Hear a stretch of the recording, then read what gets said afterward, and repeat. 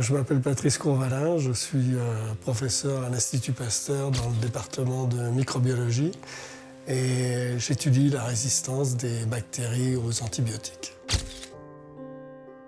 C'est quelqu'un d'extrêmement enthousiaste par rapport au sujet de recherche. Il a formé toute une génération de microbiologistes hospitaliers en particulier et puis aussi des chercheurs qui ont eu des parcours plus fondamentaux.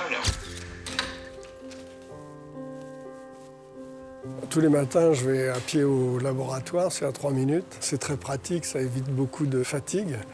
En plus, dans un métier comme la recherche où il faut faire de longues heures et où les expériences sont souvent longues, ça me permet de retourner contribuer aux expériences des membres du laboratoire. Les travaux de l'unité ont porté sur l'étude de la résistance des bactéries aux antibiotiques, notamment les bactéries pathogènes pour l'homme. Et au niveau fondamental, on a élucidé, détecté le transfert de gènes de résistance de bactérie à bactérie, qui est extrêmement important pour la dissémination de la résistance. Et sur le plan plus appliqué, on a amélioré considérablement les techniques de détection de la résistance aux antibiotiques chez les bactéries au laboratoire de bactériologie médicale, avec pour conséquence une amélioration du traitement des maladies infectieuses. Les conséquences de la résistance des bactéries aux antibiotiques dépassent largement le cadre des maladies infectieuses. Bien évidemment, ça rend les maladies bactériennes plus difficiles à traiter, plus onéreuses. Mais surtout, ça va annuler tous les progrès qui ont été faits au cours des 20 dernières années dans les techniques médicales. Parce que vous allez avoir des malades qui vont mourir d'infection après une pose de prothèse, une transplantation d'organes. Donc c'est un phénomène qui concerne une très grande partie de la population.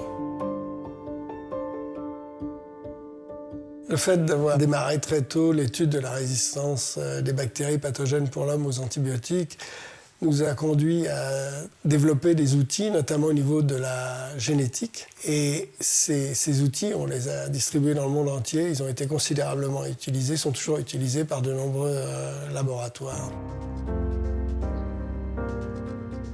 Le prix Sanofi Pasteur, ce n'est pas un prix personnel, c'est un prix qui est attribué à tous les membres de l'unité pour le travail qui a été fait. Il est particulièrement bienvenu dans la mesure où il va me permettre de continuer mes collaborations avec, par exemple, la faculté de médecine de Zurich ou avec Toronto au Canada, mais surtout de mettre en place et de continuer ce cours international sur la résistance aux antibiotiques de façon à former la future génération de gens qui travailleront sur cette question qui est d'importance majeure en santé médicale.